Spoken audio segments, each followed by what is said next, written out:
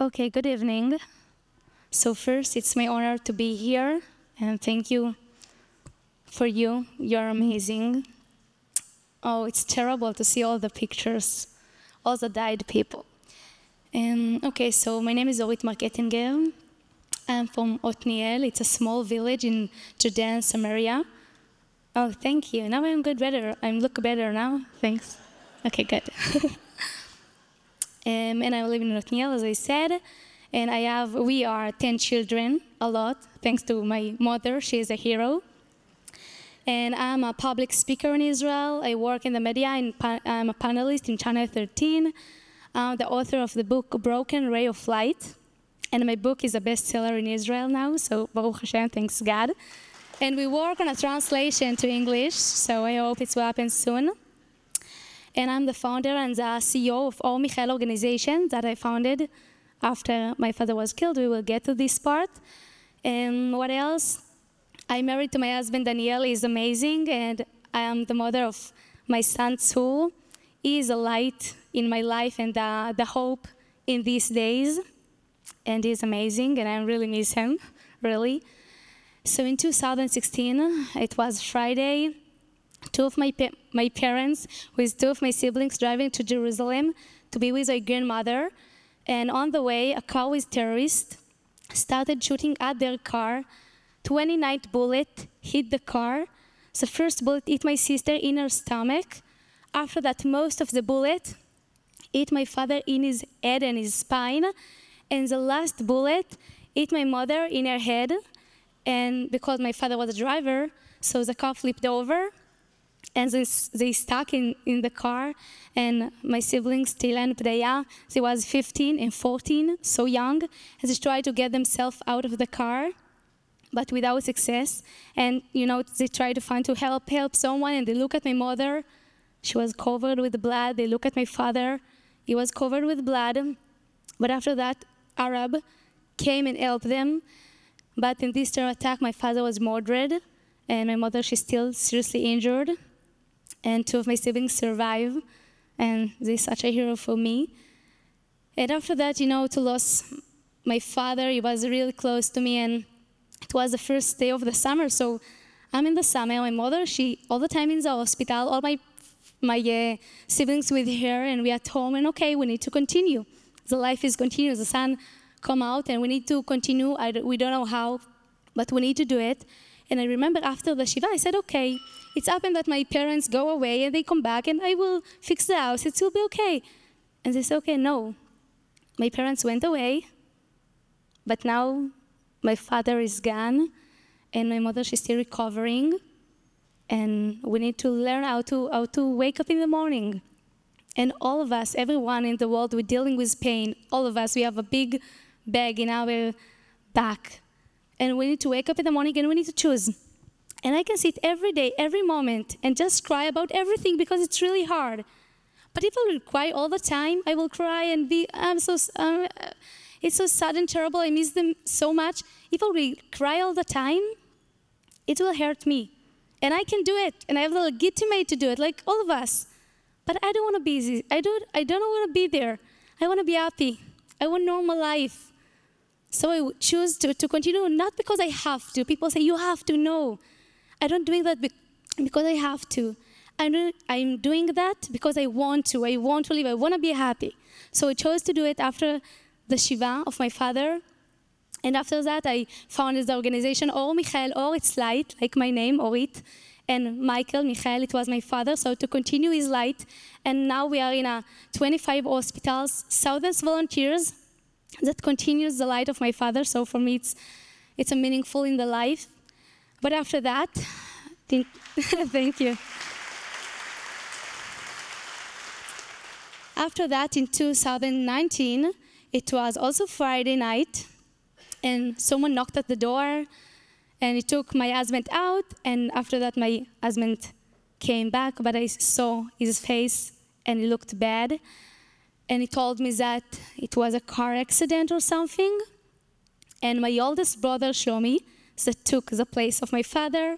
He was close to me. He was like in my wedding. It was my mother and Shlomi, my oldest brother. And he told me that he was hurt, and he's in the hospital. And I said, all the way to the hospital, no way that it's happened to us, no way that it's again. I'm sure that he will survive. And 2 days, it was between heaven and earth. And after that, in Sunday morning, they announced his death. And for us, it was no way.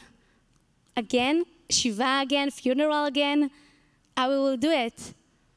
But the life continued. And after Shlomi, I sat on my bed, and I'm talking with God, and I don't know how it's going on when you're talking to him, but he's not answering to me, so I'm talking with myself, actually. And I talked, and I asked him, why did you give us so much pain? There is amazing things in the world, amazing organization, as Omitzion, for example, and a lot of beautiful and amazing person in this world. So why did you give us so much pain? Why there is terror attack? Why there is disease, accident, car accident, war? Why we have terrible things in our life? Why it have to be pain also? And I answered to myself, of course, there have to be a reason. It have to be something. And I started to think, it reminded me that after Daniel's mother, she was sick with cancer, and Ezra Mitzion was helped her really much to all the family. And after that, she was killed, died. And in Erev Shiva, all the time, the family, Daniel's family, all the time asked me for help because I dealt with pain. I know how to deal with this. So they all the time ask for help, and I say, because of my pain, I could help them. And if it doesn't happen to me, I don't know if I could help them. So from my pain, I can help to other people. And I said, okay, of course, all of us, we never chose our life conditions.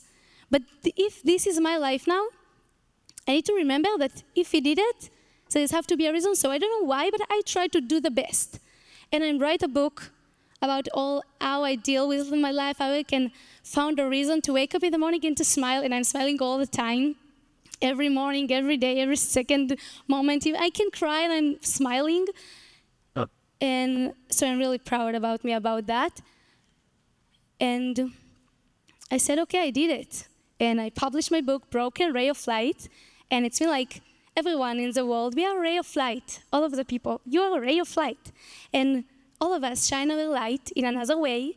And all of us dealing with hard life. So sometimes we breaks. And when our ray of light breaks, it creates many more tiny lights. So from the pain, there is hope also. So I published my book, and then 1 month after that, the war started. And it was Saturday morning. My youngest brother, B'daya, went to his soldiers. He was an officer in the IDF. And after that, in 10 in the morning, my husband went to the reserves. And after that, 2 and 3 actually cousins, my cousins from Otniel, they went to the south to help to people. They called, it's Menachem, Elchanan, and Itiel. Menachem and Elchanan Kalmanzon, I'm sorry. And Itiel also is a nephew, so we cousin all of us. And they went to the south, they get there, they saw war in Kibbutz Be'eri, and they started to save people. In 16.5 hours, they saved more than 100 people, 20 babies. It's unbelievable. They're like angels there, exactly. They deserve this. And try to imagine, in every house as they enter, they didn't know if there will be a terrorist waiting for them, or there is a young girl that waited to rescue it. And they enter after that in the Sunday morning, and they get to a house. Hamas terrorists waited for them, shot them. Menachem was hurt, and my cousin Elchanan was killed. And for me, Elchanan was my second father. All my book is about Elchanan. People that saw in the TV about Elchanan Kalmazon, they said all the time, he's a hero in your life, in your book. And for me, it was too much. And I remember the funeral in the Shiva, I couldn't smile. I thought that, okay, it's too much, and I don't know if I will succeed to continue. I don't know if I will succeed to smile after that. And I sat on my bed 1 week after the Shiva, and I just cried. And then I got a message from a IDF officer, and he told me, Orit, I'm in the north with my soldiers, it's really tough there, the racket on them, and they're really bad, and they need your help. They need your strength to give them strength. So you have to go to talk with them. And I look at the message, and I look at myself. No way, you don't want it.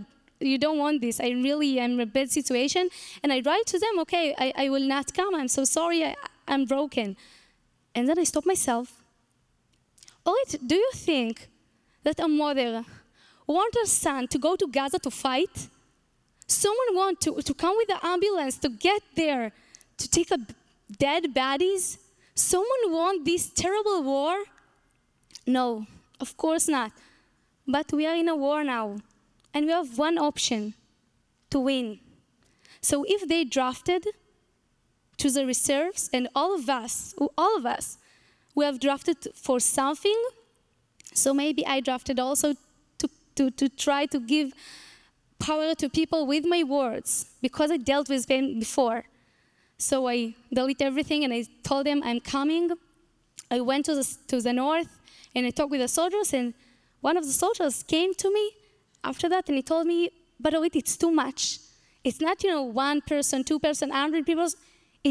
We can't catch this. It's huge, more than we think, and more than we catch.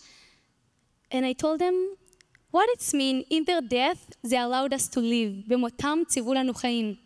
In their death, they allowed us to live. They died, murdered, killed for us, that we can continue in our life. We can shine light in the world. We need it. And if we will broken, we will be depressed all the time in our bed, so the Hamas was win. And we can't give it to him. We can't do it. So we have the responsibility to continue.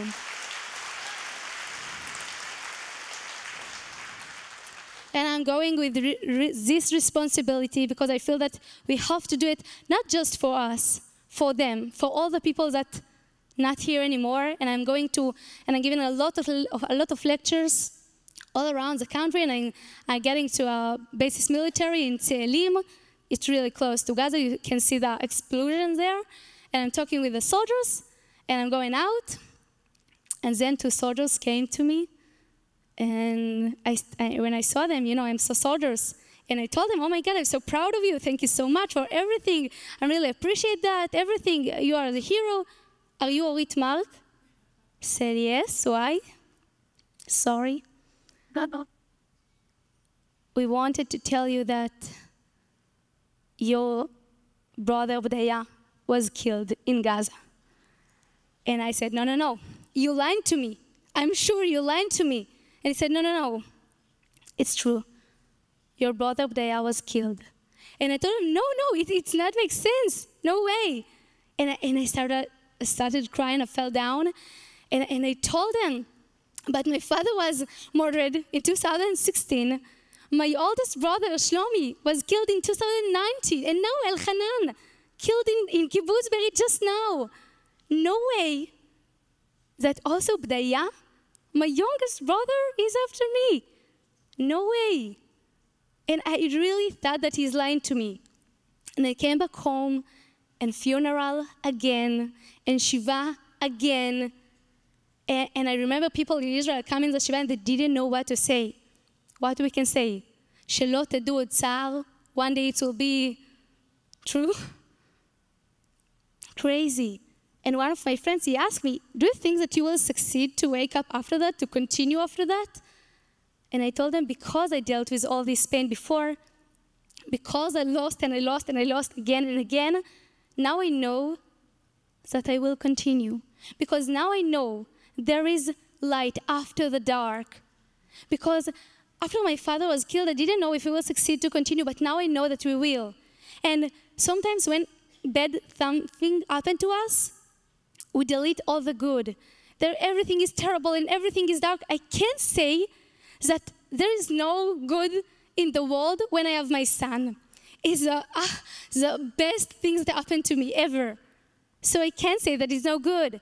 And I can't ignore the good as like I can't ignore the bad things. I can't say that everything is perfect and the world is amazing. No, there is a lot of pain in our world. But we need to know that there is evil and there is amazing things. We have the dark and we have the light. And we need to choose.